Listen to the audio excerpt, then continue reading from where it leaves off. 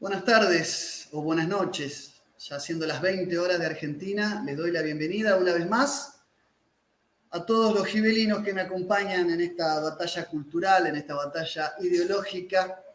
Les agradezco por hacerse presente. Hola Bruno. Ya estoy aquí en línea. Muchas gracias por sumarse todos los miércoles a estas conversaciones que hacemos en vivo, junto a distintos invitados, ¿no?, que me acompañan. Hoy quería dedicarle un programa a un pueblo tan querido por mí como es el pueblo mexicano. Ese México que para nosotros los argentinos que somos, este programa le habla mucho a los patriotas argentinos, pero también les habla y le transmite un mensaje a todos los patriotas de Iberoamérica o de Hispanoamérica. Y nosotros que somos el punto más austral, estamos más al sur del continente americano, tenemos por México un gran cariño, un gran aprecio, pero la cultura y la sociedad mexicana es a la vez cercana, compartimos un mismo idioma, somos dignísimos hijos de la conquista, pero también es un pueblo muy remoto. Alguien le ha llamado Hispanoamérica del Norte, ¿no? Y tenemos muchas cosas en común y muchas cosas que contrastan y de las que nos gustaría aprender del pueblo mexicano. A mí en particular me gustaría aprender una cultura milenaria y al mismo tiempo profundamente cristiana, ese México que es una cultura erigida sobre esas bases imperiales, aztecas, teotihuacanas, pero también forjada sobre ese pundonor de la conquista española, ¿no?, con Hernán Cortés, por supuesto.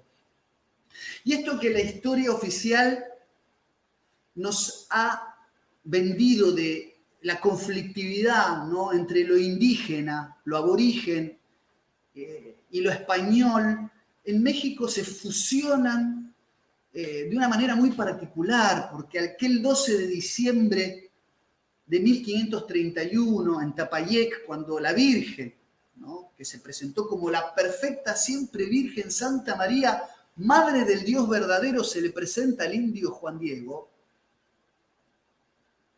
eso que nos mostraron siempre como algo contradictorio, tensionante, chocante, en México se da. Yo digo que México ha sido fundado por el mismo Dios, con la aparición de la Virgen.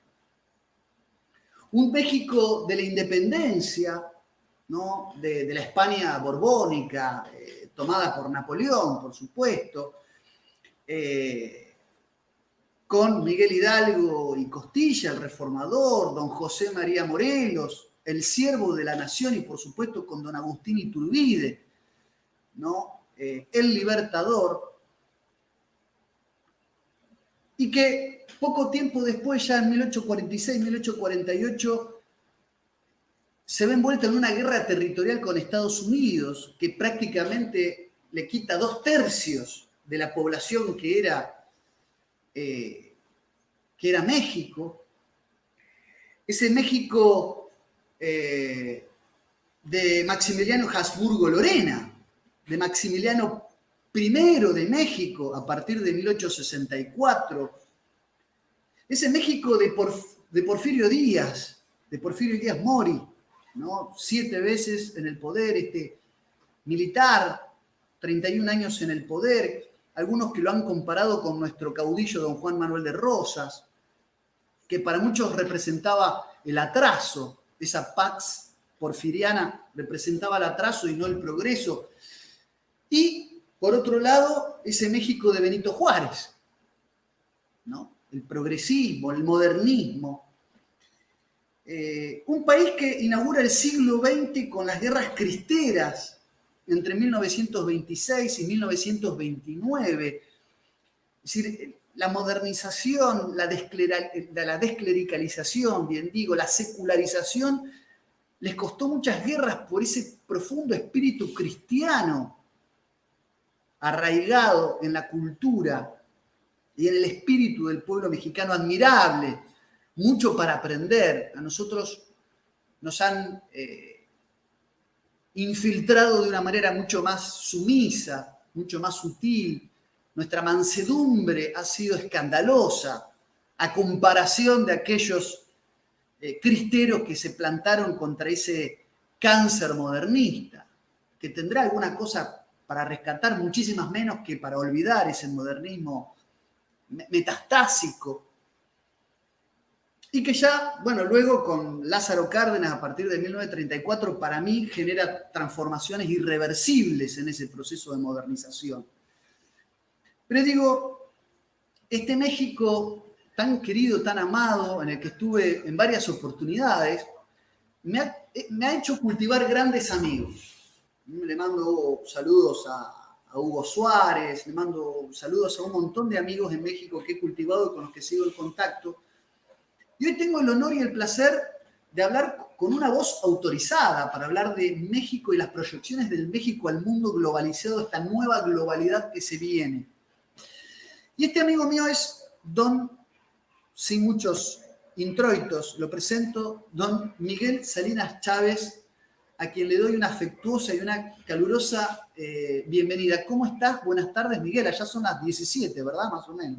17:15, así es, estimado Lucas. La verdad, yo nunca había escuchado un resumen tan magistral de la historia de México como lo has hecho tú, pero abarcando todo, tanto la parte prehispánica, toda la parte de la llegada de los españoles y el aporte que hicieron, la fusión que juntó a dos pueblos totalmente disímbolos, la aparición de la Virgen María, haciendo el recorrido que hiciste maravilloso también por la época de la independencia, el siglo XIX.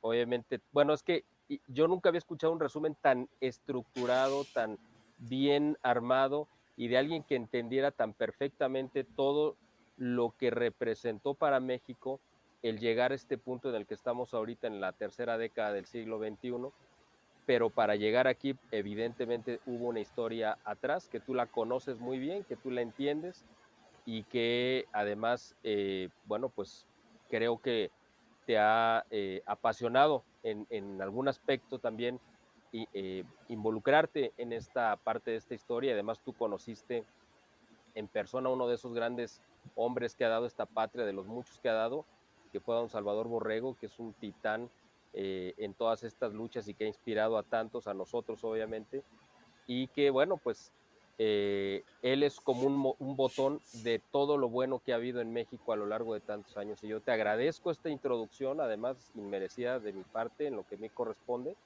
pero además con esa magistral recorrido que acabas de hacer por toda la historia de México.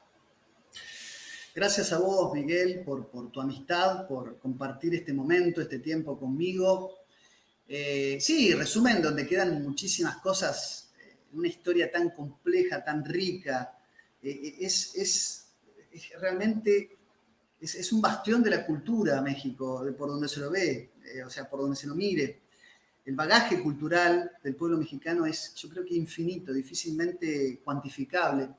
Yo quiero hacer público mi agradecimiento, porque en el año 2016, quien ustedes tienen en pantalla, don Miguel Salinas, bueno, intercedió para que yo pueda ir a la casa donde vivía el gran fundador del revisionismo histórico, don Salvador Borrego, poder compartir tablero de ajedrez mediante una conversación con él, saludarlo, sacarme una foto, sentarme frente a la máquina, a la Remington, que escribió Derrota Mundial, aquel libro fundacional. Digamos, podrán haber detractores y quienes reivindiquen la obra de Salvador Borrego, que esto no es Derrota Mundial, es una gran biblioteca. Es Derrota Mundial, es Infiltración Mundial, es Alemania pudo vencer. Es una biblioteca difícilmente abordable y abarcable, pero es el fundador del espíritu crítico, de la batalla metafísica, con palabras del mismo Salvador, que nos reúne a todos aquellos que no nos conformamos con las versiones oficiales de la historia. Después esas versiones no oficiales podrán ser distintas entre sí, tener puntos de contacto, de encuentros y de desencuentros, pero el espíritu combativo que inaugura Salvador Borrego es difícilmente también mensurable.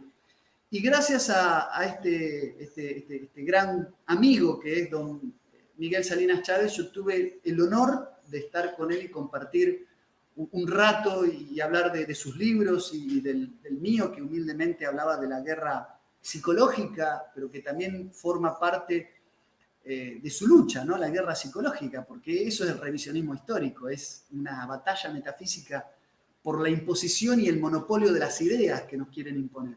Así que el agradecido soy yo, Miguel, por aquel gesto en el 2016 y por tenerte ahora en mi canal nuevamente. Bueno, yo creo que los amigos debemos de compartir los tesoros. Esa ha sido mi filosofía de vida siempre. Y haber llegado a don Salvador Borrego para mí fue un tesoro, descubrir ese tesoro. Y yo creo que el acto de más amistad, aprecio que uno puede hacer es compartir esos tesoros con los amigos. Y eso es lo que hicimos. O sea, no tengo más mérito que haberte dicho, mira, yo encontré un tesoro y aquí está, ¿no? Digo, tú lo conocías, pero tener acceso a esa oportunidad de conocer a ese hombre en su vida cotidiana, ¿no? Donde comía, donde dormía, donde pensaba tantas cosas, donde planeó, donde organizó esos trabajos gigantescos durante décadas, y estar ahí, respirar ese ambiente es una experiencia de vida que bueno, me da mucho gusto que hayas tenido oportunidad de tener. Yo también tuve algunas veces la suerte, la fortuna y la bendición de poder platicar con él. Bueno, yo siempre digo, platicar con él es como muy presuntuoso. Yo realmente iba a escucharlo, porque no es de que fuera a haber un diálogo. Yo iba a hacerle preguntas, básicamente, iba a aprender de él, ¿no? Aprender. Y bueno, pues qué bueno, qué gusto que hayas tenido esa oportunidad y que yo haya sido ese medio que te haya dado esa experiencia. Que bueno, me satisface mucho haberlo hecho. Y bueno, pues aquí estamos dos discípulos de él, ahora pues en su memoria siguiendo con su batalla, ¿no?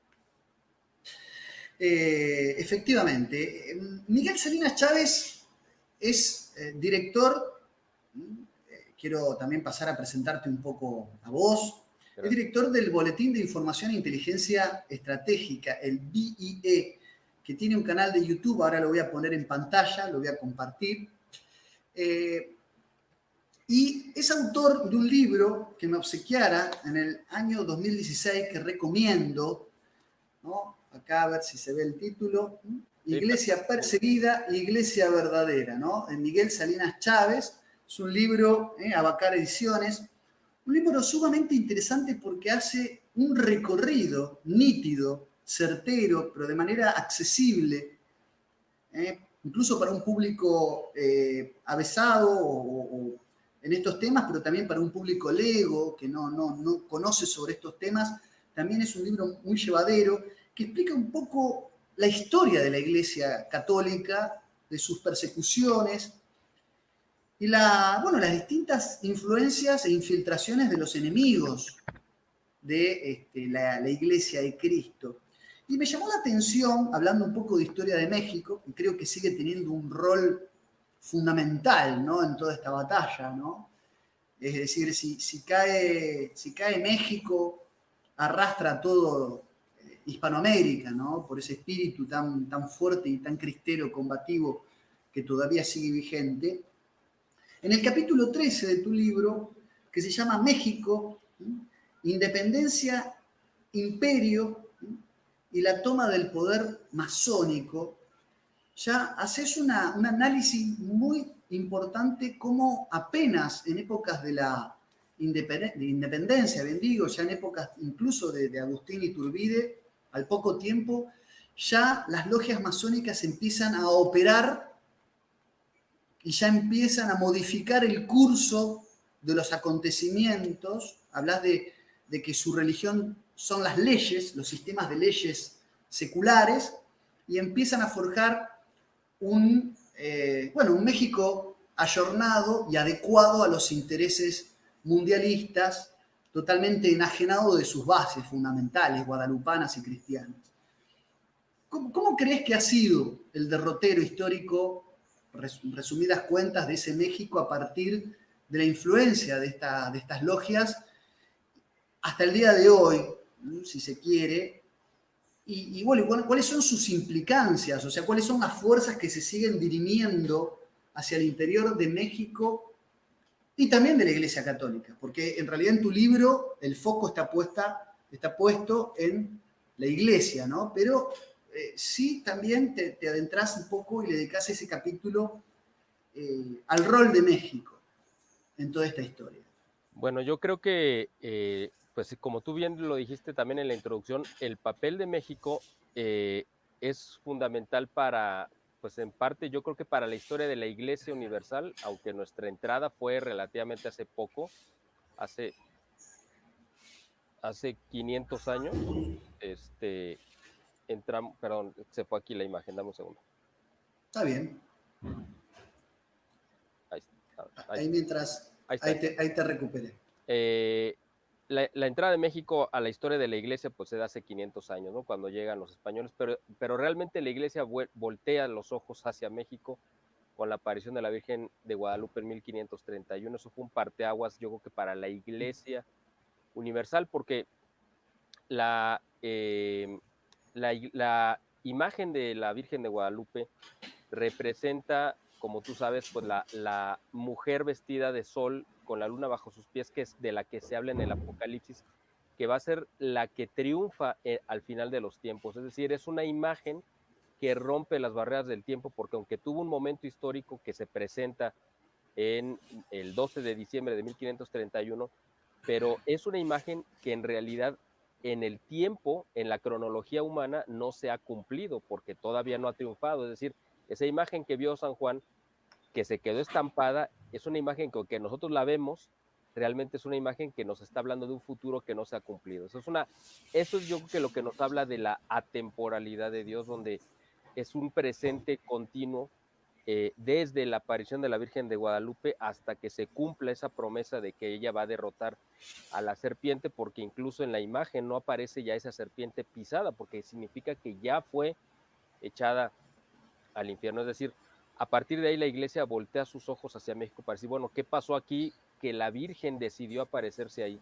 Y además el fenómeno social que trajo, que no solamente fue una imagen que en sí es impresionante, tú tuviste, si no mal recuerdo, la oportunidad de verla directamente, Sí. y sabes que es algo impresionante, pero independientemente de eso, hay la parte social donde a partir de 1519 que llega Hernán Cortés a México, hasta durante esa década, hasta 1521, o sea, en esos 3 años, que fue lo que tardó en concretarse lo que conocemos como la conquista, pero a partir de 1521 que finalmente los españoles logran tomar el control administrativo y de gobierno en lo que quedaba de México Tenochtitlan. De 1521 a 1531 hubo una guerra que realmente no se conoce mucho, que no fue una guerra armada, sino fue una guerra en muchos niveles entre españoles, es decir, entre los evangelizadores contra los conquistadores, porque los evangelizadores peleaban por reconocerle todos los derechos a los pueblos indígenas, mientras que los españoles, los soldados, pues al final de cuentas ellos venían a imponer pues al rey, ¿no? Eso era su trabajo y para eso habían sido educados. Entonces, ellos no trataban con tanta consideración como sí lo hacían los evangelizadores a los indígenas. Entonces, ese conflicto donde parecía, porque además los soldados españoles no estaban dando el mejor ejemplo que quisieran los evangelizadores. Entonces, ese conflicto incluso se llegó a filtrar en cartas hacia el rey, diciendo que solamente una intervención divina podría salvar estas tierras, o sea, México, de perderse, es decir, porque la obra evangelizadora se estaba viendo tan estéril, ¿no? Porque la gente se rebelaba a someterse por la fuerza.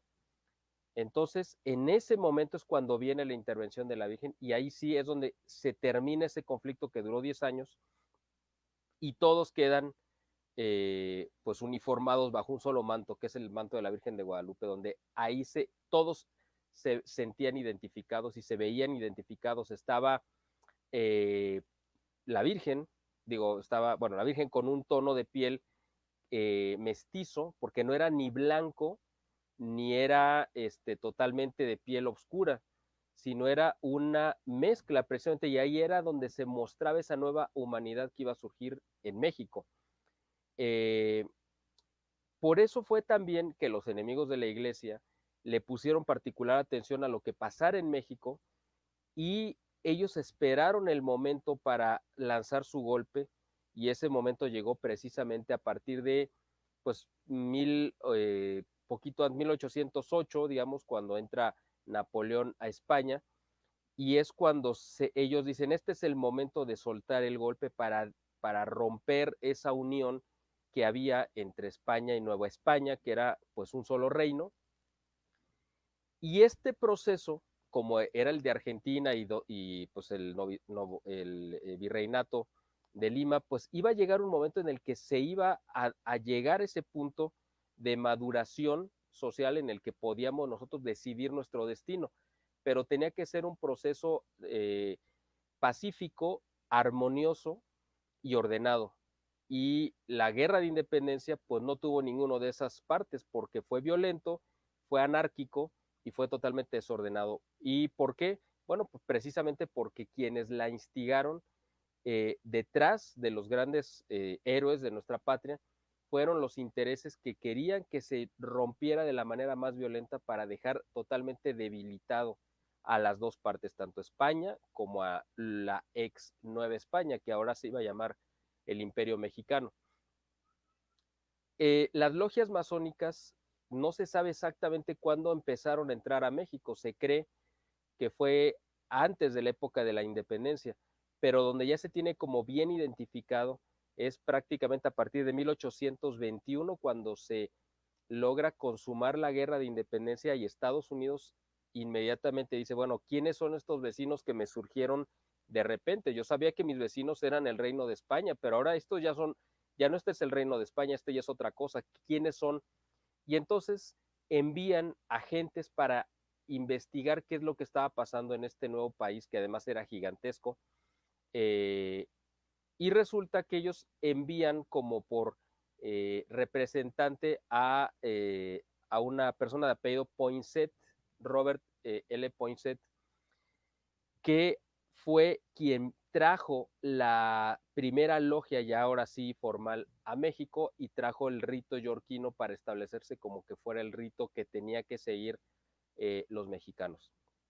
Muchos de los revolucionarios que participaron en la guerra de independencia, o la mayoría eran católicos, eh, y por eso es que trataron de infiltrarlos para que fuera más fácil el llevarlos hacia donde querían ir. Sin embargo, casi desde el origen, desde la guerra de independencia, empezaron a surgir renegados de la fe, es decir, católicos que renunciaron a la fe para ascender políticamente y entonces se reclutaron o se metieron algunas de las logias que se establecieron, especialmente la venida de Estados Unidos, más otras nacionales que empezaron a surgir.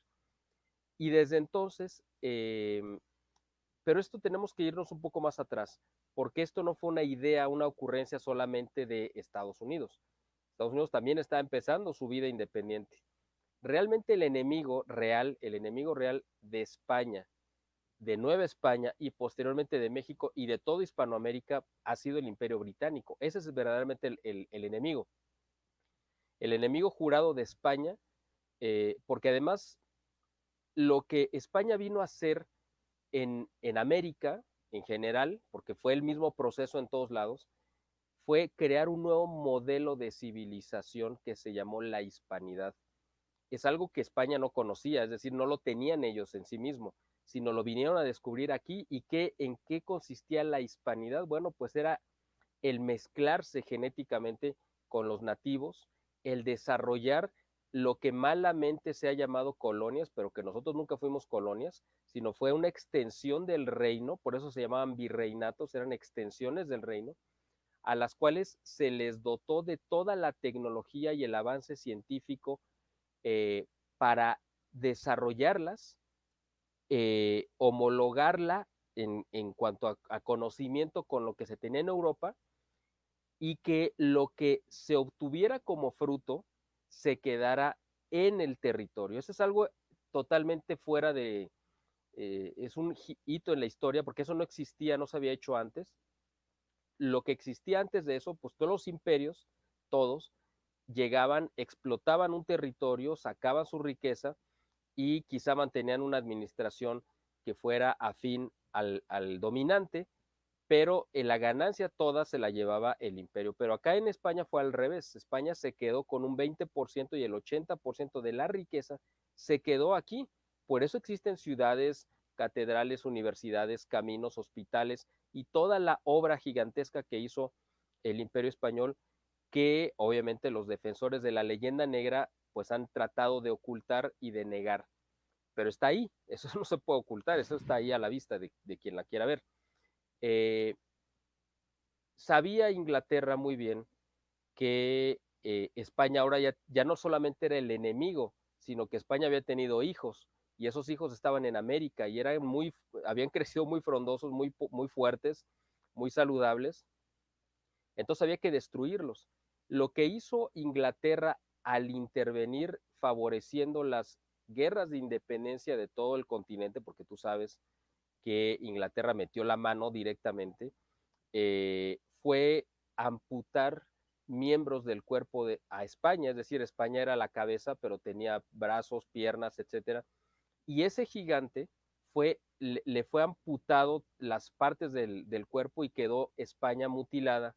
Y de eso ya no se recuperó nunca, ni nosotros tampoco. Es decir, de la grandeza que llegamos a tener ustedes y todos los países, ahora países que conformamos lo que fueron los antiguos virreinatos, ya nunca llegamos a tener ese desarrollo y ese avance en todos los campos como lo tuvimos en el tiempo que pertenecimos a España. Ahora, bueno, ustedes sí llegaron a desarrollarse por su cuenta en Argentina y llegaron a tener el mejor nivel de vida del continente, incluso por encima de Estados Unidos por ahí de los 60, pero al final de cuentas las operaciones inglesas también sirvieron para que ese desarrollo que ustedes tuvieron pues quedara trunco.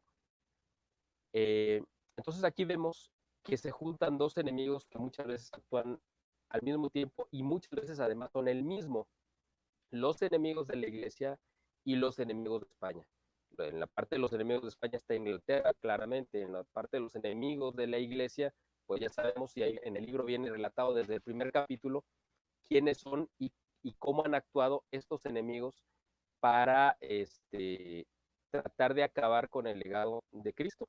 A España la han querido quitar de la ecuación precisamente porque ha hecho algo por lo cual nunca la van a perdonar, que fue extender a todo el mundo literalmente la religión católica. Eso es algo que no se hubiera hecho quizá sin España y muy particularmente sin los reyes católicos y más particularmente sin la reina Isabel, que realmente es la verdadera madre de la hispanidad y en la parte humana pues es la madre de América, así como tenemos una madre espiritual que es la Virgen de Guadalupe, nuestra madre fundadora pues perfectamente es la reina Isabel. Yo creo que por ahí es donde viene el que México siempre ha estado como un punto de ataque constante y de impedir su desarrollo por lo que representa en la parte espiritual y como heredera también de la hispanidad.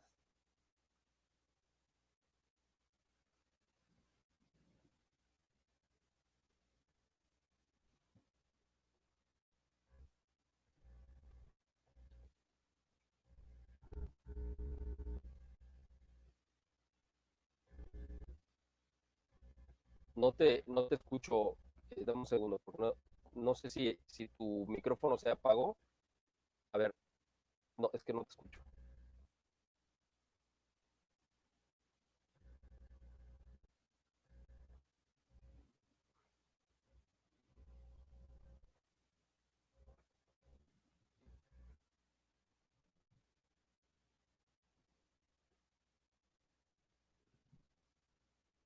A ver,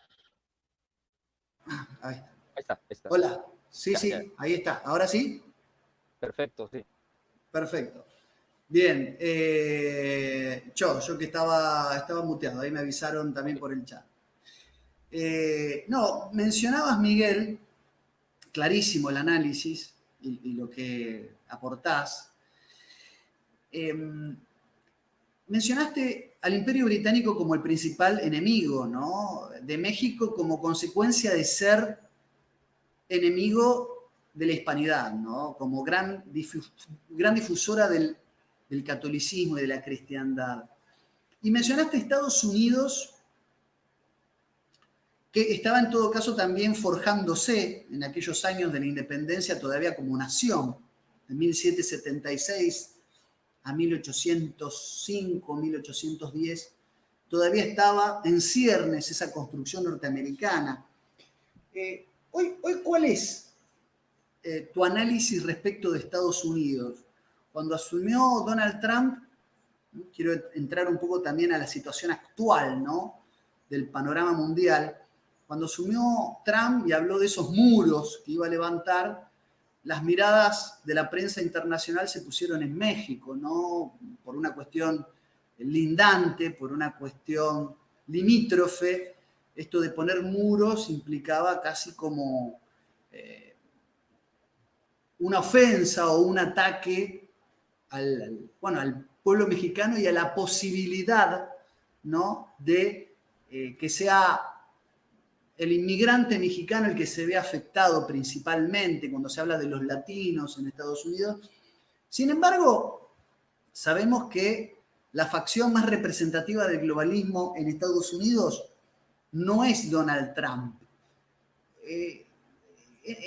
Desde un tiempo a esta parte, digamos, ¿cuál es la percepción en realidad de las mentes mexicanas acerca del nuevo orden mundial, del globalismo, sobre los movimientos que están dándose en Estados Unidos, entendiendo a Donald Trump como el elemento débil de la interna globalista? Porque yo no lo considero a Donald Trump un patriota, lo considero en todo caso una piedra en el zapato, una molestia que puede llegar a tener efectos retardatarios de un globalismo salvaje, preso de su propio discurso, forjado a su vez por Steve Bannon. ¿Cómo ves? Porque hoy con Joe Biden la cosa va a ser de un globalismo salvaje, o todo parece ser un globalismo salvaje. Sin embargo, bueno, ese Donald Trump que se lo figuró como un xenófobo, anti-latino, etcétera, etcétera, que anti-latino es anti-iberoamérica o hispanoamérica. ¿Cuál es tu análisis de los movimientos que se están dando respecto de este Estados Unidos del mundo de hoy, ¿no?, ya después de varias décadas, ¿no?, de también atentar contra el espíritu y la idiosincrasia del propio pueblo norteamericano? Bueno, yo creo que sí hay que remitirnos al origen que tú mencionaste, que es pues, la fundación de Estados Unidos, porque ellos también tuvieron un origen anti-británico, es decir, su origen, aunque ellos venían ellos sí eran una colonia norteamericana, perdón, una colonia británica. Ellos rompieron con ese esquema y con lo que representaba Inglaterra en todos los aspectos y quisieron fundar una nueva sociedad. Nada más que, bueno, ellos arrancaron con un pie izquierdo en el sentido de que ellos venían del protestantismo, entonces ya desde ahí traían problemas de origen. Sin embargo, tenían intenciones, ciertas o buenas intenciones, los padres fundadores, aunque les faltaba esa parte más profunda, que es lo que sí tenía la hispanidad, y que pues, ellos no entendían y además rechazaban. Ahora, ubicándonos ya en la actualidad, yo creo que Donald Trump se siente heredero de esos padres fundadores, pero yo no sé si por una cuestión moral o por una cuestión meramente de ego. Es decir, él quiso ser empresario, como empresario quiso ser el empresario más famoso de Estados Unidos, se hizo un hombre del espectáculo, quiso siempre acaparar las cámaras y la atención mediática, y después quizá lo que le faltaba era decir, bueno, quiero ser presidente y quiero darme ese gusto, y lo fue. Y ya siendo presidente dijo, pues ahora quiero ser el mejor presidente de la historia de Estados Unidos. Mucho de lo que él dice, yo creo que va para alimentar a su propio ego, que evidentemente es muy grande, como todos lo sabemos. Y en alguna de esas le ha pegado a la campana correcta. O sea, a lo mejor no ha sido necesariamente porque él tenga esa idea clara, sino porque simplemente le atina. O sea, aunque parezca medio absurdo el término, pero la realidad es que él, yo creo que ha ido encontrando un poco su destino conforme ha ido avanzando en la presidencia. Él le conviene un globalismo desde Estados Unidos hacia el mundo, pero no le conviene tanto un globalismo de el mundo hacia Estados Unidos. Yo creo que ahí es donde radica la diferencia eh, mm, entre lo que está queriendo hacer Trump en el mundo y lo que está queriendo permitir del mundo hacia Estados Unidos. Por eso es que mucha gente cree que es un verdadero patriota, y yo creo que es un hombre que, bueno, pues tiene buenas ideas, algunas correctas, y que creo que también se ha enfrentado a los enemigos correctos, aunque no sé si él sea consciente de ello. O sea, parecería medio absurdo esto que estoy diciendo, pero la realidad es que él quedó atrapado en una guerra y yo no sé si él identifica el origen y el alcance de sus enemigos. Sabe que los tiene que combatir y los está denunciando, y yo creo que conforme ha ido profundizando se ha ido dando cuenta realmente quiénes son los verdaderos enemigos que lo están atacando. Pero él pertenece, como tú también lo identificas muy bien, a un grupo de poder que ha estado siempre ahí. De hecho, Estados Unidos cayó en estas garras de este grupo de poder, ¿no? Esta oligarquía, prácticamente desde hace 200 años. Y este grupo, que ha tenido diferentes nombres y que después se le ha conocido como el complejo militar industrial, pero que también abarca la parte, pues, del desarrollo de la medicina, de los alimentos, etcétera, de los bancos, por supuesto. Ha sido el poder que ha gobernado Estados Unidos, y por lo tanto no había habido mayores conflictos porque ellos elegían quiénes iban a ser los candidatos de ambos partidos. El problema fue que de repente les llega un Donald Trump que, bueno, piensan ellos que es parte del grupo, como consideraban a Kennedy también, que era, pues, parte del mismo grupo, y de repente Kennedy, pues, se le sale de control porque él entendió que tenía un destino con su país y con la historia, y que para empezar a cumplir ese destino tenía que contar con los lazos de su padre, que él sí pertenecía a este grupo y era parte de esa mafia. Donald Trump, que es un hombre, podemos llamar como ingobernable, es decir, que le gusta imponer su voluntad, sabía que tenía que romper todos los lazos que había en la Casa Blanca. Imagino que él, entrando a la oficina Oval, encontró todo tipo de cables, digamos, metafóricamente, colgando sobre su escritorio, que eran de todos los intereses que lo iban a estar jalando. Y él dijo: quiero cortar todo esto porque el que va a gobernar soy yo. Y se le salió de control y empezó a hacer cosas, como por ejemplo esto que mencionabas, ¿no? De la frontera, que además fue el discurso que le ganó la primera elección por la cuestión migratoria. Y aquí sí hay que ser muy claro. Bueno, nosotros en México, claro, hay un discurso muy victimista, de decir: no, nosotros los pobres migrantes es que somos los buenos y Donald Trump es un malvado que nos quiere sacar, etcétera. Bueno, aquí lo que tenemos que ver realmente, y para eso yo creo que en parte me invitaste, no para hacer como una indulgencia, ¿no?, de los pecados mexicanos, sino para hablar realmente de lo que está pasando. Yo te lo digo claramente, la inmigración que ha habido por millones hacia Estados Unidos durante décadas de parte de México es un reflejo de la incapacidad de los gobiernos desde hace muchos años de generar las condiciones sociales para absorber esa fuerza laboral, que para nosotros es una pérdida. Haz de cuenta que es como una hemorragia, estás perdiendo sangre. Esa es la vitalidad que puede sacar adelante una economía.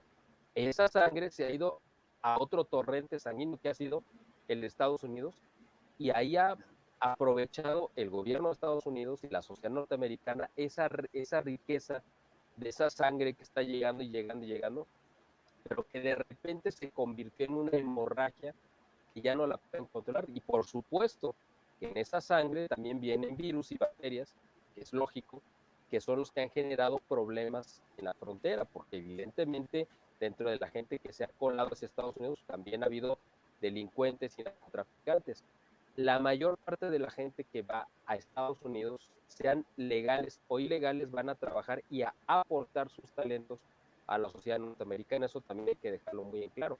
La gente en Estados Unidos, los mexicanos en Estados Unidos, son los mejores ciudadanos en general. Aquí en México vienen y, bueno, pues se relajan y dicen, bueno, estoy en mi país, aquí no hay problemas, aquí no existe la ley, etcétera. Pero en Estados Unidos sí son muy respetuosos de lo que tienen que hacer. Eh, entonces, lo que nosotros vemos aquí en México es que Estados Unidos ha tenido que absorber y resolver el problema que ha generado los gobiernos de México por la corrupción y por una serie de cosas que pues nosotros les hemos enviado para allá, pero ahora viéndolo desde el punto de vista norteamericano, y ahí es donde quiero enfocarme porque esa es la versión de Trump y en parte es correcta, esa mano de obra mexicana que ha ido a enriquecer a Estados Unidos, eh, pues ha quitado fuentes de trabajo a los norteamericanos. Obviamente en ningún país uno quiere que eso suceda, pero aquí hubo una declaración pues tope, digamos, de un expresidente de México que no se caracterizaba por su inteligencia, que dijo hace muchos años, hace unos, no sé, 18 o 20 años, que los mexicanos iban a hacer el trabajo que ni los negros hacían. Así lo dijo literalmente, ¿no? Yo sé que ahorita está muy penado mencionar esa palabra en los medios, pero pues esa fue la expresión que él dijo. Y es que es cierto, la población afroamericana en Estados Unidos pues también ha generado una cantidad de problemas sociales y no les gusta trabajar a muchos de ellos. Y entonces el mercado mexicano ha entrado a llenar esos espacios e ha ido dejando la mano de obra afroamericana. Eh, entonces tenemos las dos cosas, es decir, este problema migratorio tiene una parte de verdad en las dos partes, es decir, hay una parte de verdad de lo que dicen los mexicanos, que allá, bueno, sí, los tratan mal, etcétera, pero también hay una parte de verdad de lo que dice y lo que alegaba Trump, que es decir, es que ustedes me están mandando sus problemas y yo se los tengo que resolver. Y por eso quiero levantar este muro, pero además el muro yo creo que más que para los mexicanos era para todos los inmigrantes de Centroamérica que sabía Donald Trump que el gobierno actual de Andrés Manuel López Obrador les iba a abrir la puerta, como de hecho lo hizo indiscriminadamente para que entraran, y tú lo viste porque fue una noticia mundial, miles y miles de inmigrantes que llegaron de manera violenta, pagados, financiados, eso ya lo sabemos, por Soros y por gente como él, para llegar y que generarle un problema social a Trump. Por eso él dijo, nosotros queremos el muro, ya ustedes como mexicanos, si los dejan entrar, ese es su problema, ustedes saben qué hacen con ellos, pero aquí no van a entrar. Así que este es el problema que tenemos ahora, o que tuvimos con Trump. Yo le decía a la gente, yo sé que no te gusta que yo diga esto, pero tengo que decirlo porque es la realidad. En muchos aspectos lo que dice Trump es cierto. Ahora, a él se le fue la mano, es decir, se exageró diciendo que todos los mexicanos iban a delinquir, pues claro que no, él lo sabe. Si México trajera de regreso su mano laboral que tiene en Estados Unidos, que somos alrededor de 30 o 40 millones de mexicanos que están en Estados Unidos, pues yo creo que la economía de Estados Unidos se colapsaría. O sea, así de simple. Esa es la dependencia que tiene la economía norteamericana de la mano de obra mexicana. Si ellos decidieran venirse para acá, tú sabes que existió incluso una película que se llamaba Un Día Sin Mexicanos, que fue precisamente con un llamado de atención, decir, mire, ustedes que nos tratan como de segunda, si nosotros nos vamos, su economía se va a paralizar, se va a colapsar, empezando por la de California, y la de California arrastra al resto de Estados Unidos. Así que es un problema muy complejo en el cual yo le concedo la razón en muchos aspectos a Trump, porque decía las cosas adecuadas, o sea, estaba diciendo la verdad. Aquí no se trata de simpatías o antipatías, sino de quién tiene la verdad. Me pareció sumamente interesante. Bueno, te agradezco tu honestidad, ¿no? Esto de saber separar las partes de verdad de ambas campanas, ¿no? En la situación inmigratoria, aquella cuota de verdad que hay en el maltrato, en el desprecio hacia el trabajador mexicano, o de esto de decir que solo vienen a delinquir, y del otro lado también decir que la cuestión descontrolada de la inmigración, sobre todo de la inmigración ilegal para el nativo norteamericano representa un problema a ser atendido, sobre todo por las fuentes laborales, entre otras cosas. La clandestinidad también, con que se termina transformando en un sistema prácticamente de trata de personas, ¿no? Porque el trabajo del inmigrante ilegal tiene ribetes de esclavistas, ¿no? Entonces es todo un problema que hay que saber entender en su complejidad, en su amplitud y en su completitud. Así que te agradezco esa honestidad para decirlo, sin dejarte llevar, digo, como hacen a veces muchos, por ese victimismo fácil y pronto. Pero dijiste algo clave que me llamó mucho la atención. Donald Trump eligió por momentos, a lo mejor sostenido por su propio ego, sostenido por su propia egolatría, eligió a los enemigos adecuados, incluso enarbolándose como una Dalit de la cristiandad, ¿no? A la americana, porque esas bases endebles, protestantes del pueblo norteamericano nunca le van a dar lo necesario y lo suficiente para ser ese caudillo cristiano, ¿no? Que vaya contra el mundialismo. Pero él, forjándose a sí mismo, ¿no? Como un líder de lo patriótico, de lo nacional, eligió por momentos a los enemigos adecuados, dijiste algo así, la idea, incluso sin darse cuenta o sin ser consciente de dónde se estaba metiendo, ¿no? Preso de su propio discurso, arraigado y abrazado a su egolatría, incluso para sostenerse en lo que conquistó, en lo que logró, y se convirtió prácticamente en un líder popular, ¿no? Es decir, en el sentido de que hay gran parte del pueblo norteamericano que se identifica con esas ideas, porque el pueblo norteamericano ha sido totalmente postergado por guerras estériles, porque con sus impuestos llevan adelante políticas que ningún beneficio traen al ciudadano medio norteamericano,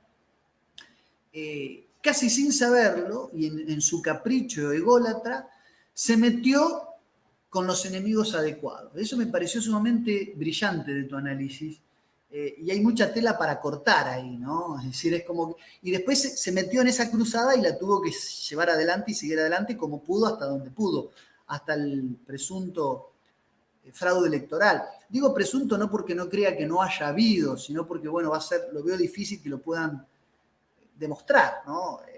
Pero bueno, creo que esa parte de tu análisis me llamó sumamente la atención. Sí, porque yo no creo Sí, perdón, yo no creo que él haya tenido esa agudeza, ¿no? Digamos, de análisis que tenemos nosotros en el sentido, porque nosotros sí sabemos quiénes son los claro, enemigos, dónde están, claro. cómo se llaman, pero yo no creo que él haya tenido esa agudeza, porque muchos de esos enemigos que nosotros conocemos, pues eran sus amigos, eran sus aliados, eran sus compañeros incluso de fiestas, o sea, de repente, yo creo que para él fue como una revelación en darse cuenta que esos que aparentemente le daban su amistad, pues resultaron sus peores enemigos, y en el camino iba encontrando otros que ni siquiera yo creo que sabía que los tenía, y otros además que tenía como incrustados como parte de una maquinaria de otros gobiernos anteriores que pues le obedecían aparentemente, pero que siempre estuvieron boicoteando y actuando, porque además estos enemigos que tú y yo sabemos quiénes son, eh, así actúan. Su fuerte es la traición. Así se han movido durante 2000 años o más, como serpientes, ¿no? Esperando el momento, siendo sigilosos, y de repente, cuando menos te lo esperas, es cuando sueltan la mordida. No atacan de frente, son cobardes y son, eh, pues, muy traicioneros. Entonces te generan confianza y después te atacan y te destruyen. O sea, yo creo que a Argentina le ha pasado en muchas ocasiones ese tipo de historias, aquí en México también, porque en México tenemos muchos agentes que trabajan al servicio de esos enemigos. Y esa es parte de la tragedia que tenemos nosotros como país, de por qué ha habido, bueno, Juárez, tú lo mencionaste en tu resumen, pues Juárez fue un ejemplo de estos agentes que se agacharon a los intereses norteamericanos, pero ha habido otros muchos más. Te voy a citar un caso que aquí en México todo el mundo lo conoce, quizá fuera de México nadie sabe quién es, pero un hombre que se llamaba Valentín Gómez Farías, que era de aquí de Guadalajara, la ciudad en la que yo me encuentro radicando ahora, que además para mí Guadalajara es la capital espiritual de México, por la cuestión de la guerra cristera que tú mencionabas también al principio, y que obviamente no me voy a ir de esta oportunidad de hablar contigo sin mencionar un poco más a fondo lo de la guerra cristera. Pero bueno, este Valentín Gómez Farías, que había sido católico igual que Juárez y además seminarista igual que Juárez, acabó siendo el fundador de las logias más recalcitrantes antimasónicas antes de Juárez. Fue el Juárez antes de Juárez. Estamos hablando de la década de 1820, 30. Cuando él llegó a ser vicepresidente con Antonio López de Santana, que fue el que acabó perdiendo la mitad del territorio nacional. Cuando era vicepresidente llegó a ser tan malo y tan terrible que le pidieron al mismo Santana, los mismos liberales, que lo echara del poder. Y cuando lo lograron echar del poder, este Santana, perdón, eh, este hombre lo que hizo fue, perdón, se me fue la imagen, pero sí me escuchas, ¿verdad? Sí, sí, te escucho perfectamente. Bueno, déjame ver si puedo recomponer esto. A ver, creo que ahí está. Ahí está. Cuando este hombre se tuvo que ir al exilio, se fue a Nueva Orleans. ¿Y por qué Nueva Orleans? Porque Nueva Orleans era donde estaba la sede de las logias masónicas en aquel entonces. ¿Y sabes qué fue a negociar en Nueva Orleans? Que si el gobierno de Estados Unidos le daba su apoyo para regresar a México al poder, él se comprometía a entregar a Texas. O sea, Texas era todavía parte del territorio mexicano. Así que imagínate, de ese grado de tradición estamos hablando de que son la gente, los agentes que tenemos aquí en México. Trump, yo creo que recién, ay, perdón, se inclinó la cámara. Trump yo creo que recién se dio cuenta de la clase de enemigos con los que estaba teniendo que lidiar, y yo no sé hasta dónde él esté dispuesto a llegar. La verdad es que se metió en un pantano que yo creo que ni siquiera se imaginaba que tenía esa profundidad, y no sé si sepa cómo salir de ahí, o siquiera, bueno, si lo dejen salir de ese pantano, porque al final de cuentas, lo que él se está jugando no es solamente pues, continuar en el cargo, sino se está jugando su vida, su libertad y su pase a la historia, que yo creo que dentro de todo eso es lo que más le importa, por lo mismo, por su ego que ya hemos mencionado, ¿no? Clarísimo, clarísimo. Coincido, comparto tu análisis. ¿Hasta dónde está dispuesto a llegar? ¿No? ¿Qué pregunta? No sabemos hasta dónde está dispuesto, cuánto se puede sacrificar. Miguel, antes de volver a tu libro, quisiera que me cuentes y le cuentes a la gente que nos está viendo, ¿qué es el Boletín de Información e Inteligencia Estratégica? O sea, ¿cómo nace? ¿Cómo es un poco? También hablemos de tu acción, ¿no? No solamente de tus análisis de la realidad actual, del panorama mundial. ¿Qué es el Boletín de Información? A mí me llega por WhatsApp. La verdad es que es como material informativo, me parece sumamente interesante. He extraído muchos temas que me han enriquecido. ¿Cómo nace? ¿Cómo es la iniciativa? ¿Cuál es la lucha? ¿Qué alcance tiene? Y bueno, y contarnos un poco el derrotero. Yo ahora voy a poner en pantalla, tiene un canal de YouTube que ahora voy a compartir. Contanos un poco el derrotero del accionar de Miguel Salinas Chávez y del boletín. Mira, yo gracias por esta oportunidad, Lucas. Mira, yo me inicié en la parte de la militancia política y de este activismo político y del análisis hace ya 25 años, en 1995. Eh, yo entré a formar parte de un organismo internacional que tenía su sede en Estados Unidos, y en el cual pues yo aprendí pues parte del análisis, de entender quiénes son los enemigos, cómo actúan, etcétera, etcétera. Este organismo tenía una visión no católica y más bien tirando hacia masónica. A mí me tocó ir a conocer la sede y a los dirigentes en 1997, y ahí me di cuenta que todos los dirigentes de la organización, de esta organización, aunque hablaban de humanismo y una serie de cosas muy buenas, positivas, todos eran judíos. Entonces eso para mí pues fue como un shock, porque yo dije, bueno, estoy trabajando aquí para algo que yo no me imaginé, yo pensaba que era totalmente distinto. A partir de ahí yo empecé a tener como ciertas dudas y ya en el 2004 finalmente decidí salirme de este organismo, 2003, y bueno, me dediqué a, pues, a trabajar en otras cosas, pero siempre tuve la inquietud de regresar porque cuando yo hablaba con amigos o conocidos y les comentaba, mira lo que está pasando en el mundo, yo me daba cuenta que mucha gente no se enteraba de lo que estaba sucediendo, o si lo sabía, o sea, es decir, si tenía la noticia, no la entendían, ¿no? O sea, porque faltaba esa parte de explicar lo que significaban los hechos. Los hechos estaban ahí a la vista, pero ¿qué significaban?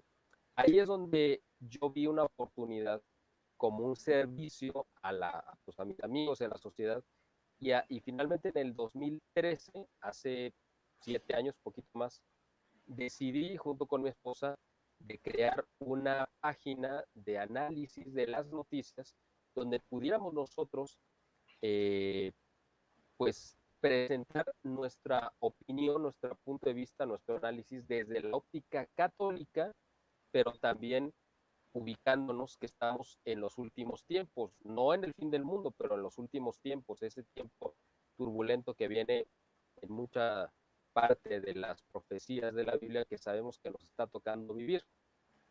Va a ser un parteaguas además para la humanidad. A partir de ahí, pues yo lancé esto que se llama el Boletín de Información e Inteligencia Estratégica, que originalmente era informativo, o sea, es decir, era un compendio de información de noticias, y después empezamos a meterle editorial y después empezamos a escribir ya artículos de análisis directamente nuestros. Eso fue a los meses, unos meses después de que la lanzamos.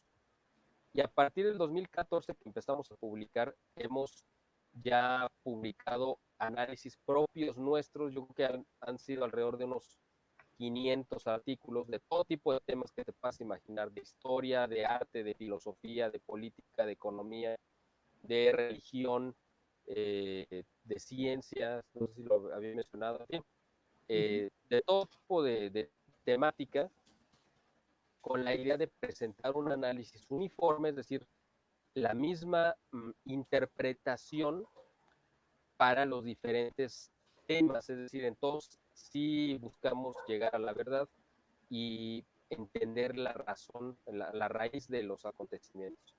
El boletín empezó a crecer y a partir del 2016 empezamos a tener ya corresponsales internacionales. Bueno, en el 2015 fue como nuestro brinco internacional en un evento que hubo precisamente aquí en Guadalajara en el mayo del 2015, que fue el primer Congreso Internacional Identitario, al cual vinieron varios de tus compatriotas y amigos mutuos que tenemos en Argentina y amigos de TV1, y vino gente pues, de varias partes del mundo, porque además fue un homenaje por el centenario de que cumplía 100 años ese año, don Salvador Borrego.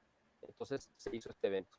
Ahí nosotros tuvimos oportunidad de entregar impreso nuestro boletín a todos los asistentes y hay mucha gente se lo llevó y les causó mucha impresión porque hicimos una edición especial como para mostrar quiénes éramos y qué es lo que habíamos hecho a lo largo de estos años.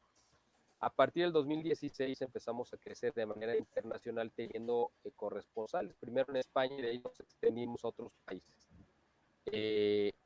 Después, a partir del 2017 abrimos nuestra página web que no la teníamos y ahí empezamos a publicar los artículos y a utilizar como un archivero de todo lo que habíamos estado publicando. En el 2000, creo que 16, 17, por ahí también es cuando abrimos nuestro canal de YouTube y empezamos a subir algunas producciones que nosotros pedíamos permiso para compartir. Pero ya a partir del 17, 18, principalmente del 18, un poquito antes, empezamos a hacer ya mucha producción propia, nuestra, tanto de entrevistas, coberturas, análisis propios, bueno, y además colaboraciones con otros medios, como hemos hecho también con medios de España, de Argentina, de Perú, y de otros países, con la idea de hacer esto que estamos haciendo ahorita tú y yo, como peloteo, ¿no? de algún tema o de algunos temas y analizarlos desde diferentes ópticas geográficas, es decir, no es lo mismo cómo se ve un tema en Argentina que cómo se ve en México, en Estados Unidos o en España. Y entonces la idea era tener este ejercicio, ¿no? De ir uniendo a amigos que compartimos los mismos principios y valores para también compartir e intercambiar análisis. Eso ha sido una parte fundamental que hemos hecho aquí en el BIE. Tenemos ya una versión en inglés que lanzamos también hace ya algunos años, creo que a partir del 2017, que lo pueden ver. Tenemos una edición en inglés, te digo, y a partir de hace 2 años, de más o menos mayo, casi 2 años y medio, del mayo de 2019, lanzamos un servicio de información estratégica que complementa el análisis. Es decir, ahorita el BIE se compone de análisis meramente analíticos, de análisis, ya no informativos.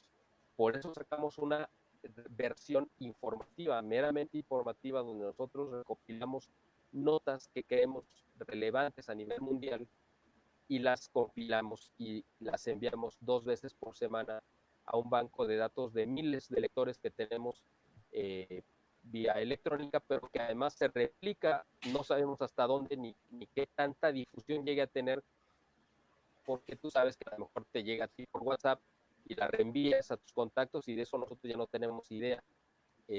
Pero nosotros tenemos más o menos una noción de cómo vamos, porque cada mes pues nos llega como un corte de caja de nuestra página, en la cual nosotros vemos que tenemos lectores de todo el mundo, y cuando digo de todo el mundo es literalmente de todo el mundo, desde Australia, China, Medio Oriente, Europa, toda América, Estados Unidos, Canadá. Muchos de esos lectores pues nos leen en inglés, obviamente, ¿no? Y eso pues para nosotros ha sido muy pues importante, porque nosotros no nos hubiéramos imaginado que hay gente leyéndonos en Ucrania, por ejemplo, o no sé, en países del Medio Oriente, que uno dice, bueno, ¿por qué les llama la atención nuestro análisis? Pues algo encontrarán que les resulta interesante. Nosotros también nos encargamos de hacerle llegar nuestra revista a todas las embajadas, o casi todas las embajadas acreditadas en México, que son más de 100, a todos los obispos también, y a, bueno, o sea, empresarios y líderes de opinión y comunicadores, etcétera. Entonces, le hemos tratado de dar mucha difusión, y esto pues ha permitido que nosotros también seamos invitados a otros medios, como es el caso ahora contigo, que nos das esta oportunidad para intercambiar estos análisis, tener esta ventana hacia un público tuyo que seguramente no me conocía, y que espero que a partir de hoy pues ya sepan y tengan una idea de lo que estamos haciendo. Aparte de esto, de la parte del BIE, tenemos otro desarrollo aquí interno en México que se llama Orgullo e Identidad Nacional Mexicana, que surgió también como una extensión del boletín, que es una área en la cual nosotros hemos trabajado para darle difusión, dar a conocer a personajes de la historia de México que ya han caído en el olvido, o que simplemente, como no son progresistas o no son liberales, pues se les ha tratado de ocultar o de tirar ahí en algún rincón de la historia. Entonces nosotros los hemos rescatado para que sean los ejemplos a los cuales la juventud, sobre todo, tenga como referencia, ¿no?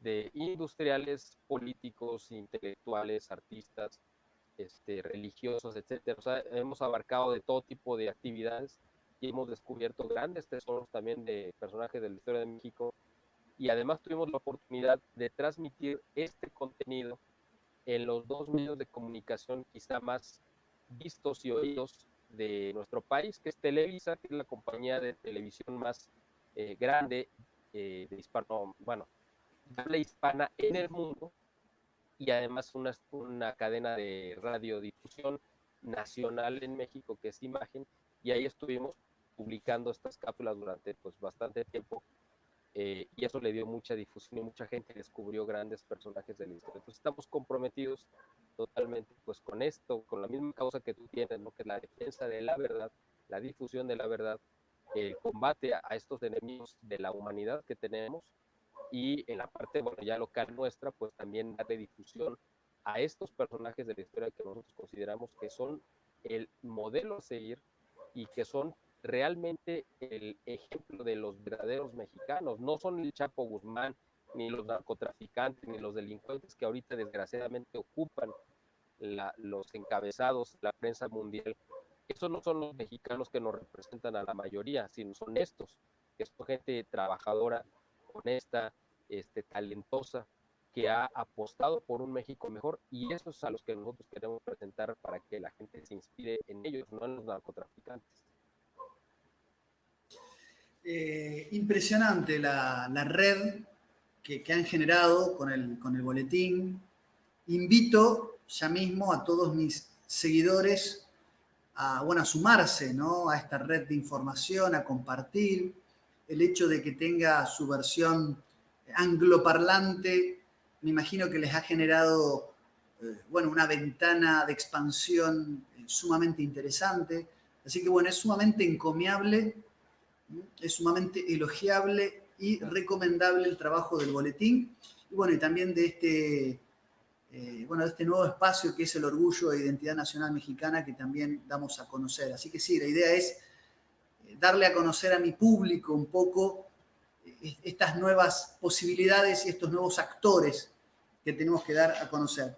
Miguel, la última, para no abusar de tu preciado tiempo y tan generoso que ha sido, llevamos 1 hora, 5 minutos de transmisión.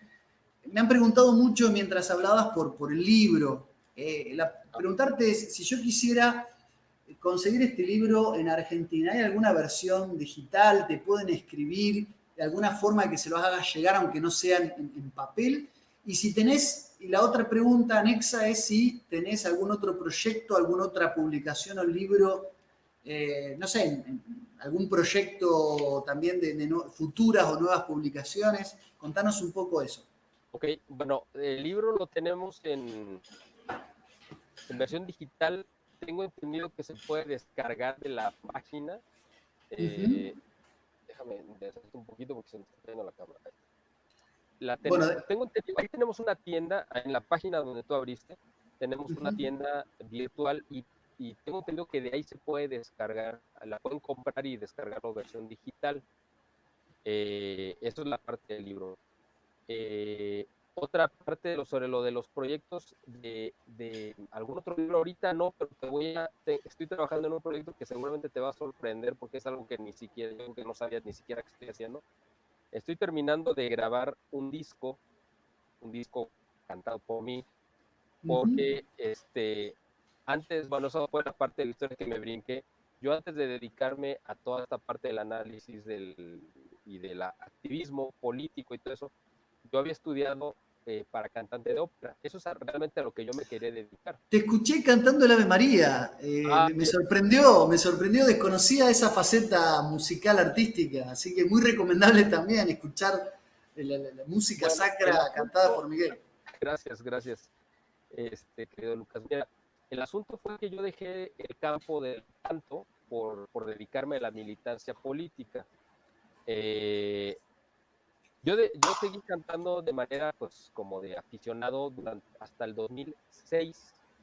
Entonces yo lo había dejado hace, pues, 13 años. Yo lo retomé en el 2019 cuando entendí que también en el canto podía encontrar una manera de contribuir a la misión que estamos haciendo. Y en ese sentido, este disco que grabé, este primer disco que grabé, porque estoy trabajando ya en el segundo, pero este primero que apenas lo acabo de terminar esta semana y que va a entrar a postproducción en estos próximos días, porque yo espero que esté ya también disponible ahora en enero, es un disco dedicado precisamente a como a la reconquista espiritual.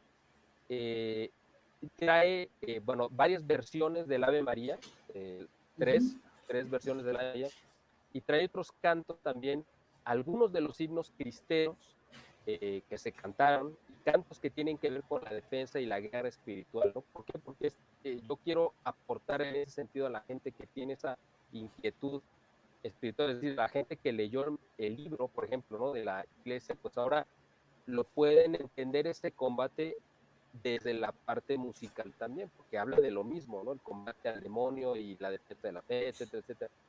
Es otra manera de expresar lo que viene en el libro. Es una cuestión interesante porque me permite ampliarme un poco a otro terreno que me fascina y que tenía ahí abandonado, pero que di una oportunidad de rescatar.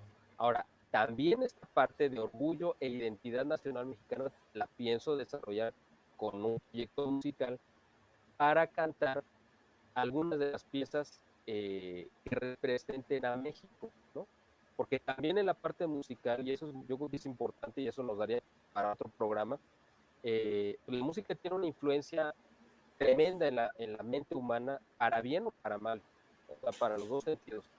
En México, mucha de la música que se escucha, la música popular, es una música muy depresiva y muy despectiva, es decir, que es música totalmente sensual que habla a los instintos y pues no te aporta realmente nada. Y es por lo que mucha de la gente nos conoce, desgraciadamente, fuera de México. Pero hay otra música nacional o regional mexicana, riquísima, muy valiosa, hermosa, que poca gente ya, o sea, que mucha gente ya no valora porque no conoce, y es lo que yo estoy tratando también de rescatar para que la gente diga, bueno, esto también es México y esto me representa y esto me hace sentir orgulloso, así como los personajes también ahora en la parte de la música. Entonces ahorita estoy trabajando en ese proyecto musical que me está, bueno, pues tomando gran parte de mi atención y de mi tiempo, pero espero que valga la pena y que la gente que lo escuche, la gente que lo llegue a escuchar, pues que espero que les guste, bueno, porque lo estoy haciendo con esta intención, este, y ojalá algún día pues haya la oportunidad de poder ir y hacer esa presentación de algún disco y de cantar Argentina con ustedes, que eso me encantaría, porque yo creo que el canto es algo fundamental también para la creación. O sea, al final de cuentas, si tú sabes, tú lo sabes muy bien, Dios todo lo hizo con música, o sea, todo. Uh-huh. Y para Dios el canto es algo muy importante y para nosotros como seres humanos también. Yo creo que es la mejor forma de expresión por encima incluso de la palabra, ¿no? O sea, el canto y la poesía. Así que, de hecho, la poesía es como cantar y el canto es como esa poesía musical. Entonces yo creo que es la forma suprema de comunicación a la que podemos acceder y pues hay que aprovecharla, ¿no? Te agradezco, bueno, desde ya que serás bienvenido. Si venís a la Argentina, serás muy bienvenido. No dejes de avisar, por favor. Te agradezco mucho esta conversación. Este programa, como dijimos, va dedicado a los patriotas de todo Hispanoamérica, pero principalmente a los patriotas de México, que abran los ojos, que estén en alerta, porque sigo creyendo que el rol de México, ¿no? Del pueblo mexicano, yo tengo muchos, me llama la atención la cantidad de seguidores mexicanos que tengo, por eso también esto es una forma de devolver también bueno, con cierta reciprocidad, ¿no? Todo el apoyo que recibo de seguidores de este canal allá en México. Creo que México tiene y seguirá teniendo un lugar preponderante. Hay un principalismo, ¿no? De ese espíritu, ese pueblo mexicano en la defensa de la tradición, ¿no? Sobre todo de la tradición frente a los embates y avances del modernismo recalcitrante y del nuevo orden internacional. Así que yo te agradezco que haya sido hoy aquí esa voz que reafirma ese compromiso de algunos mexicanos que tienen los ojos abiertos, que siguen generando conciencia y que lo hacen desde herramientas como el Boletín de Información e Inteligencia Estratégica que tanto nos aporta y que recomiendo bueno, sumarse y suscribirse, ¿no? A tus redes y a tus canales. Miguel, ha sido un honor. Te dejo unas palabras para, digamos, para redondear y para despedirte. Y bueno, reitero una vez más ese profundo agradecimiento que me hayas acompañado hoy aquí desde la hermana patria mexicana en el Gibelín. No, bueno, el honor ha sido para mí, querido Lucas. Tú sabes que te aprecio mucho como amigo, como colega y como compañero de lucha. Pero además yo quiero reafirmar lo que tú dijiste. Aquí yo conozco muchísima gente, mucha que te admira, que te sigue, que te quiere y que además pues, tú eres una voz para ellos, una guía. Entonces, aquí en México tienes muchísimos seguidores, efectivamente, y qué bueno que así sea y que la gente de México sepa reconocer a quien tener como su referencia. Me da mucho gusto y yo espero que también la gente de México, porque mucha gente de México que obviamente te sigue, pues no me conoce, entonces espero que ahora también me ubiquen. Y yo te agradezco esta oportunidad, para mí ha sido muy enriquecedora. Y bueno, nos quedaron temas, obviamente, ¿no? Uno de los enemigos, yo creo que nada más quiero dejarte este detallito porque no podía brincármelo, de los enemigos eh, que se topó Trump en el camino, pues ha sido uno de tus compatriotas, ¿no? Que es Jorge Mario Bergoglio. Así que ese también ha sido, esa disputa, nosotros le dedicamos un trabajo especial en el boletín hace algunos meses para analizar la diferencia entre ambos y bueno, pues uno de ellos defiende el cristianismo, curiosamente, y está mucho más apegado a los valores cristianos y el otro está entregado totalmente al nuevo orden mundial y a los antivalores, ¿no? Y parecía que se cruzaron los papeles, pero bueno, pues estos tiempos extraordinarios que nos está tocando vivir, pues nos han mostrado esto y otras muchas cosas más que quién sabe que nos toque a lo largo de este año, ¿no? Y en los próximos. Muy bien, Miguel, te dejo un saludo muy grande, un afectuoso abrazo desde acá, desde el punto más austral de Hispanoamérica, y te pido que te quedes en línea, que no me cortes, por favor, así te saludo nuevamente por privado, ¿sí? Claro que sí. Muchas gracias y gracias a todos por su tiempo y su atención. Muy bien, y esto ha sido, bueno, la transmisión de hoy. Muchas gracias a ustedes por quedarse conmigo hasta el final. Esto, bueno, va dedicado a ese tan interesante, profundo y próspero pueblo, hermano pueblo mexicano. Nos reencontramos en una transmisión el próximo miércoles. Y bueno, les recuerdo por favor suscribirse al canal, compartir estos programas. Esto se hace con el apoyo de todos ustedes, tanto económico, pero sobre todo espiritual, el acompañamiento, la viralización, el compartir, el poner me gusta es mucho mejor. Será hasta la próxima semana. Es un honor compartir la defensa del espíritu y de la tradición con todos ustedes. Muchas gracias.